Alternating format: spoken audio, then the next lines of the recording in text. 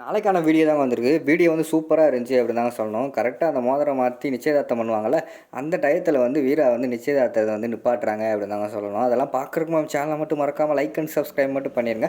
First எடுத்தோனே நம்ம கண்மணியும், வீராவும் பேசிக்கிட்டு இருக்கிற மாரி தான் காட்டிக்கிட்டு இருக்காங்க. அத வந்து வள்ளி அந்த பக்கம் நின்னு பார்த்துக்கிட்டு இருக்காங்க. நம்ம வீரா வந்து சொல்றாங்க, "இதெல்லாம் சரியா வராது. நம்மகிட்ட நகை கூட இல்ல. அப்புறம் எப்படி இந்த கல்யாணத்துக்கெல்லாம் அவங்க ஒத்துக்குருவாங்க?" அப்படிங்கிற மாரி கேட்காங்க. உடனே கண்மணி வந்து சொல்றாங்க, "நகையா முக்கியம். அதெல்லாம் நாங்க பார்த்துக்குறோம். ராமச்சந்திரன் சார் இருக்காரு. அவர் பார்த்துக்குருவாரு எல்லாத்தையும்." அப்படிங்கிற மாரி சொல்றாங்க. அதெல்லாம் தப்பு. என்னதான் கல்யாணம் பண்ணாலும் நம்மளோட நகையை போட்டு தான் நம்ம கல்யாணம் பண்ணணும். அடுத்தவங்க கிட்ட இருந்து வாங்கக்கூடாது. ஒத்த நயா பைசா கூட வாங்கக்கூடாது அப்படிங்கிற மாரி வந்து வீரா சொல்றாங்க. அத பார்த்துட்டு வள்ளி வந்து ரொம்ப பெருமைப்படுறாங்க. பரவாயில்லையே கிடைச்சது போதும் அப்படின்னு சுருட்டிட்டு போற அந்த காலத்துல வந்து இப்படி ஒரு நல்ல பிள்ளையா பரவாயில்ல அப்படின்னு சொல்லிட்டு அவங்க யோசிச்சுக்கிட்டு இருக்காங்க. ஒரே வயித்துல இருந்தாலும் 2 பிள்ளைய வேற வேற குணத்தோட பிறந்திருக்கு அப்படின்னு சொல்லிட்டு அந்த இடத்துல இருந்து போறாங்க. போற வழியில பார்த்தா அங்கிட்டு மாறன் வந்து ரொம்ப ஃபீல் பண்ணிக்கிட்டு இருக்காங்க. ஃபீல் பண்ணிக்கிட்டு, "டேய் மாறா என்னடா நீ மட்டும் தனியா இருக்க? நிச்சயதார்த்தத்துக்கு எல்லா ஏற்பாடும் நடந்துகிட்டு இருக்கு. உன்னால முடிஞ்ச வேலைய செய்றா" அப்படிங்கிற மாரி சொல்றாங்க. "அட போ அத்த எனக்கு வேலை இருக்கு" அப்படிங்கிற மாரி சொல்லிட்டு அப்படியே நின்னுக்கிறாங்க. "டேய் போடா அந்த வாழை இலையெல்லாம் தூக்கி வைடா" அப்படிங்கிற மாரி சொல்றாங்க. "அட போ நான் இப்ப வந்து செய்ய மாட்டேன்" அப்படிங்கிற மாரி சொல்றாங்க. "டேய் என்னடா என்னமோ நீ லவ் பண்ண பிள்ளைக்கு வந்து கல்யாணம் நடக்க போற மாரி இப்படி ஃபீல் பண்ணி நின்னுகிட்டு இருக்க ஒரு ஓரமா" அப்படி சொல்றாங்க. "ஆமா அதுக்கு நான் ஆமா அப்படித்தான் எனக்கு உள்ளுக்குள்ள ஃபீல் ஆகுது" அப்படிங்கிற மாரி சொல்றாங்க. "அட போடா உன் லவ்வும் நீயும்" அப்படி சொல்லிட்டு ஒரு அவங்க வந்து போயிடுறாங்க. என்னைய யாரும் புரிஞ்சுக்கவே மாட்டுக்காங்க. எதுக்கு இப்படி அப்படின்னு புலம்பிட்டு அந்த இடத்துல இருந்து மாறன் வந்து போயிடுற மாதிரி காட்டிக்கிட்டு இருக்காங்க. அடுத்து வந்து வீட்டுக்கு வெளியில் வந்து கார் சத்தமெல்லாம் கேட்குது. அதாவது மாப்பிள்ளை வீட்டுக்காரங்கெல்லாம் வந்துடுறாங்க. உடனே வீட்டில் உள்ள எல்லாருமே போய் வந்து மாப்பிள்ளை வீட்டுக்காரங்களை வந்து வெல்கம் பண்ணுறாங்க. வாங்க வாங்கன்னு சொல்லிட்டு வீட்டுக்குள்ளே வந்து உட்கார வைக்காங்க. உட்கார வச்ச உடனேயும் மாப்பிள்ளை வீட்டுக்காரங்க வந்து அவங்க அப்பா இருக்கார்ல மாப்பிள்ளையோட அப்பா, அவர் வந்து ஒவ்வொருத்தங்களா விசாரிச்சுக்கிட்டு இருக்காரு. தம்பி என்ன பண்ணுறாரு அப்படின்னு சொல்லிட்டு ராகவனை பார்த்து கேட்காங்க. உடனே ராகவன் வந்து என்னோட தொழிலை வந்து ராகவன் தான் பார்த்துக்கிட்டு இருக்காரு. இவன் அச்சசல் என்னை மாதிரியே அப்படிங்கிற மாதிரி வந்து ராமச்சந்திரன் சொல்கிறாரு. சரி சின்ன தம்பி என்ன பண்ணுறாரு அப்படிங்கிற மாதிரி கேட்டவொடனே அவன் வந்து சொந்த காலில் நிற்கணும்னு ஆசைப்பட்றான். வெளிநாட்டில் படித்தான்ல அதனால் அவனுக்கு வந்து சொந்த காலில் தான் நிற்கணும்னு ஆசைப்பட்றான். அதனால் அவன் போக்கில் அவன் விட்டுட்டேன். ஏதோ பிஸ்னஸ் ஆரம்பிக்க போகிறேன்னு சொல்லிக்கிட்டு இருக்கான் அப்படிங்கிற மாதிரி சொல்கிறாங்க. அடுத்து கடைசியாக வந்து மாறனை பார்த்துட்டு தம்பி என்ன பண்ணுறாரு எப்போ பார்த்தாலும் ஒரு வாரமாகவே நின்றுட்டு இருக்காரு அப்படிங்கிற மாதிரி கேட்டவொடனையும் யாருக்குமே என்ன சொல்கிறேனே தெரியல. ராமச்சந்திரன் நேரம் முறைச்சி பார்த்துக்கிட்டு இருக்காங்க. அந்த நேரத்தில் கண்மணி உள்ளே புகுந்து அவர் தான் ஆல் இன் ஆல், இந்த வீட்டில் எல்லா வேலையும் அவர் பார்ப்பார், அவருக்கு தெரியாத வேலையே கிடையாது அப்படிங்கிற மாதிரி சொல்லிட்டு அவரை வந்து கொஞ்சம் பெருமைப்படுத்துகிற மாதிரி பேசிக்கிட்டு இருக்காங்க. உடனே வள்ளி வந்து இப்போ எதுக்கு என் பிள்ளைய சப்போர்ட் பண்ணி பேசுகிறான்னு தெரியலையே, இதில் என்ன உள்குத்து இருக்கும் தெரியலையே அப்படின்னு சொல்லிட்டு அவங்க அந்த மனசுக்குள்ளே நினச்சிக்கிட்டு இருக்க மாதிரி காட்டிக்கிட்டு இருக்காங்க. அடுத்து வள்ளி வந்து மாறன் பக்கத்தில் நின்று, "டேய் நீ ஏன்டா இங்கே தனியாக நின்றுக்கிட்டு இருக்க, வாடா நீ வந்து கூட்டத்தோட கூட்டமாக இருக்கும்டா" அப்படிங்கிற மாதிரி கூப்பிட்றாங்க. "போ நான் வரல, அவன் வந்தானா அப்பா என்னை திட்டுவார், நீயே போ" அப்படிங்கிற மாதிரி சொல்கிறாங்க. "டேய் வாடா நான் பார்த்துக்குறேன்டா" அப்படிங்கிற மாதிரி சொல்கிறாங்க. "நான் வரலன்னு சொல்லலை, நீ போ அத்தை" அப்படின்னு சொல்லிட்டு வள்ளியை மட்டும் அனுப்பி வச்சிடுறாங்க.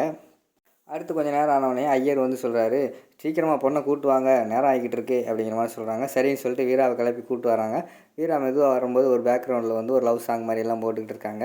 அது 2 பேரும் பார்த்துக்கிட்டே இருக்காங்க. வீராவும் மாறனும் பார்த்துக்கிட்டே இருக்கிற மாதிரி காட்டிக்கிட்டு இருக்காங்க. வந்தவொடனே எல்லாத்துக்குமே சபையில் வணக்கம் சொல்லிவிட்டு உட்காந்துடுறாங்க. "சரி என்னப்பா எல்லாத்துக்கும் சம்மதம் தானே, நான் வந்து வாசிக்கட்டுமா" அப்படின்னு சொல்லிட்டு அதுக்கடுத்து ஐயர் வந்து எல்லாத்தையும் வாசிக்காரு. இந்த பத்திரிக்கையில எல்லாம் எழுதியிருப்பாங்கள்ல அது மாதிரி வாசிச்சுட்டு, "இன்னும் 10 நாளில் வந்து நல்ல நாள் இருக்குது, அதில் கல்யாணத்தை வச்சுக்கலாமா" அப்படிங்கிற மாதிரி வந்து நம்ம ஐயர் கேட்காரு. அது கேட்டவொடனேயும் ராமச்சந்திரனுக்கு வந்து, "என்ன 10 நாளில் எப்படி நம்ம வந்து கல்யாணம் வைக்க முடியும்? இன்னும் நிறைய இதெல்லாம் நம்ம செய்ய வேண்டியிருக்குதுல்ல, எப்படி 10 நாளுக்குள்ளே முடிக்கிறது" அப்படிங்கிற மாதிரி சொல்கிறாங்க.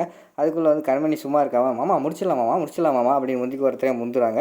உடனே ராகவனும் சரி ஆமாச்சாமி போடுறாரு. "அப்பா முடிச்சிடலாம் பார்த்துக்கலாம்" அப்படிங்கிற மாதிரி சொல்லிகிட்டு இருக்காங்க.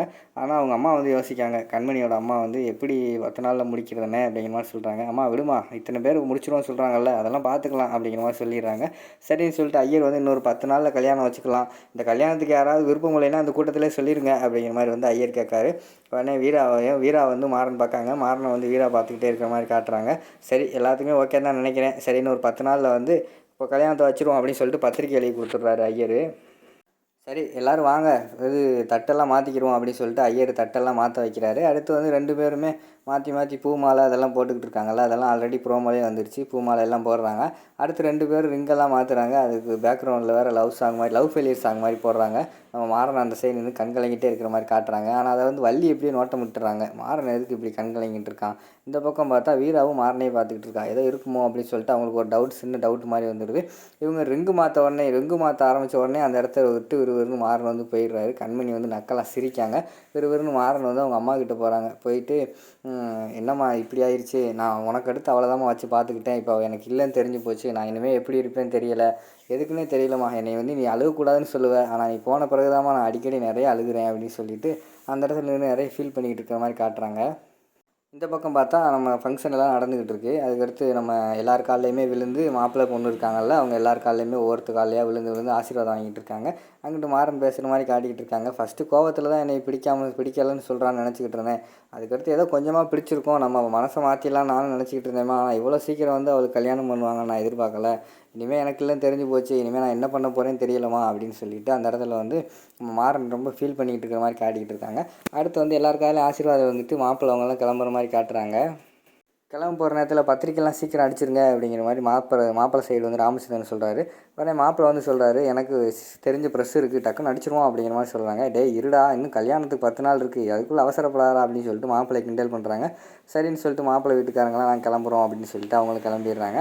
அடுத்து வந்து வீரா வந்து புகழ்ந்து பேசுகிறாங்க ராமச்சந்திரன். பரவாயில்லையம்மா, தைரியமாக வந்து மாப்பிள்ளை வீட்டுக்காரங்கிட்ட பேசிட்டேம்மா, எங்ககிட்ட எந்த பணமும் இல்லை, எங்களுக்கு வந்து நான் பொண்ணாக தான் இருக்கேன் அப்படிங்கிற மாதிரி சொல்லிவிட்டு உன்னோட நிலைமை சொல்லி புரிய வச்சிட்டேம்மா, அதனால தான் அவனை எல்லாத்துக்குமே பிடிச்சிருக்கு அப்படின்னு சொல்லிட்டு ராமச்சந்திரன் வந்து வீராட்ட சொல்லிக்கிட்டு இருக்கிற மாதிரி காட்டிக்கிட்டு இருக்காங்க.